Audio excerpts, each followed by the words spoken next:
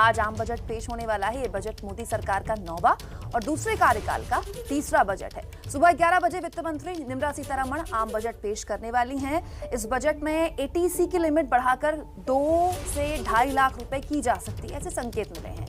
Budget में corona surcharge भी लग सकता है, हो सकता है, ऐसे संकेत सरकार ने दिए हैं। 50 लाख से ज्यादा कमाई पर सरचार्ज भी लग सकता है। इसके अलावा रक्षा और कृषि सेक्टर में बड़े ऐलान संभव हैं। इस बजट में क्या खास होगा, ये आप लगातार एबीपी न्यूज पर जानेंगे, लेकिन बड़ी बात समझ लीजिए, एटीसी की लिमिट बढ़ाकर 2 से 2.5 लाख की जा सकती है सरकार की तरफ से, ऐसे संकेत मिले हैं। कोरोना सरचार्ज का ऐलान किया जा सकता है, लेकिन ये सबके लिए नहीं होगा। 50 लाख से ज्यादा आय वालों पर यह सरचार्ज लग सकता है, क्योंकि कोरोना को लेकर सरकार का जाहिर तौर पर भंडार खाली है। सरकार चाहती है कि इसका भंडार कोरोना के जरिए कम से कम वो अपना भर ले। सुबह 11 बजे निर्मला सीतारमण पेश करेंगी संसद में देश का आम बजट।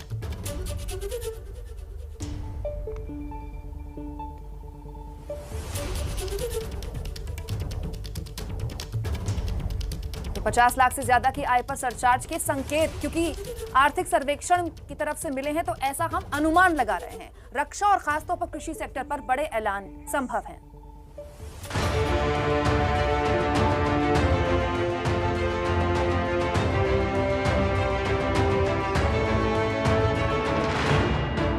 आ जाएगा सरकार का आर्थिक टीका।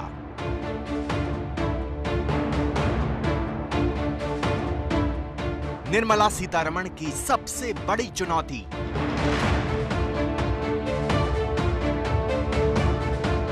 $5 ट्रिलियन का सपना कोरोना के बाद कैसे होगा अपना।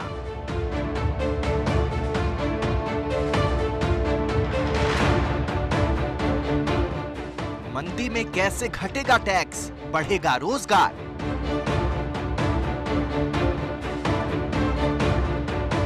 पिछले 1 साल में कोरोना ने पूरी दुनिया के अर्थतंत्र को झकझोर दिया है। बड़े बड़े देशों के खजाने खाली हो गए हैं। भारत भी इससे अछूता नहीं है। इसलिए निर्मला सीतारमण ने कहा है कि 100 साल में ऐसा बजट नहीं बना है। 100 years of India wouldn't have seen a budget being made post-pandemic like this.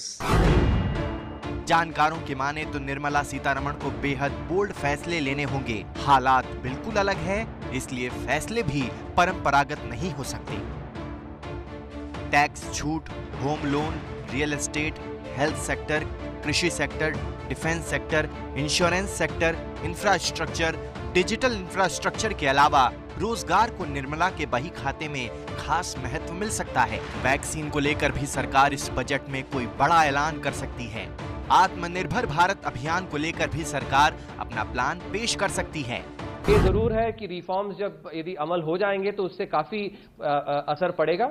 ये भी देखना, ये भी समझना योग्य है कि आपके जो बाकी सेक्टर है, मैन्युफैक्चरिंग है, उसमें काफी वृद्धि आई है जो अनलॉक फेज में, और आगे चल के आगे साल में भी उसमें अच्छा प्रदर्शन रहेगा, ये मेरा मानना है। कि देश में टैक्स देने वालों की संख्या बहुत कम है, वो टैक्स में बढ़ा कैसे सकते हैं, उस पर काम किया जाए। हमारा एजुकेशन और हेल्थ सिस्टम में बजट बहुत कम है, उसको बहुत बड़ा करने की जरूरत है। हमारे एक्सपेंडिचर्स ज्यादा हैं, उसको कम करने की जरूरत है। इंफ्रास्ट्रक्चर सेक्टर में हमें बहुत काम करने की जरूरत है, उसके लिए बहुत पैसे की जरूरत है। आपको बजट को समझने के लिए ये समझना जरूरी है कि इस वक्त देश की अर्थव्यवस्था के क्या हालात हैं। आसान शब्दों में समझिए, शुक्रवार को पेश आर्थिक सर्वे के मुताबिक 2019-2020 में प्रति व्यक्ति सालाना आय 1,34,000 रुपए थी, जबकि 2020-2021 में घटकर 1,27,000 हो गई है। पिछले कुछ सालों की इकोनॉमिक ग्रोथ अगर आप देखेंगे तो इसमें लगातार गिरावट है। इस वक्त देश की जीडीपी नेगेटिव में है, लेकिन आर्थिक सर्वे में सरकार ने भरोसा जताया है कि 2021-2022 में देश की जीडीपी 11% होगी। जैसे मैंने उदाहरण दिया क्रिकेट का, जो ऑस्ट्रेलिया में एडिलेड में 1.5 घंटे के अंदर 36 पे ऑल आउट होने के बाद जिस तरह की जो आत्मविश्वास हमारे क्रिकेट टीम ने दर्शाया, वही आत्मविश्वास हमारे अर्थव्यवस्था में भी दिख रहा है। अभी अर्थव्यवस्था में जो गति वापस आ रही है, तो हमें ये लगता है कि ये 11% का जो फोरकास्ट है, ये शायद कंजर्वेटिव होगा। आप IMF, वर्ल्ड बैंक इत्यादि के भी जो फोरकास्ट आ रहे हैं वो इसी स्तर के से ज़्यादा हैं, और मेरे ख्याल से हमारे 11% का जो हम लोगों ने जो फोरकास्ट किया है, शायद कंजर्वेटिव है, इससे ज़्यादा ही होगा।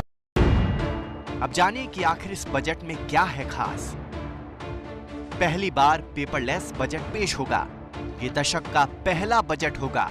सुबह 9 बजे वित्त मंत्री नॉर्थ ब्लॉक से राष्ट्रपति भवन के लिए निकलेंगी। राष्ट्रपति से मुलाकात के बाद सुबह 10 बजे निर्मला बजट ब्रीफकेस के साथ संसद भवन पहुंचेंगी। करीब 10:15 बजे संसद भवन में केंद्रीय कैबिनेट की बैठक होगी और बजट को औपचारिक मंजूरी मिलेगी। मोदी सरकार का कुल मिलाकर ये 9वां बजट होगा। मोदी सरकार में सबसे ज्यादा 5 बार बजट अरुण जेटली ने पेश किया। चुनावी साल में एक बार अंतरिम बजट पीयूष गोयल ने भी पढ़ा, जबकि तीसरी बार ऐसा होगा जब निर्मला सीतारमण देश का बजट पेश करेंगी।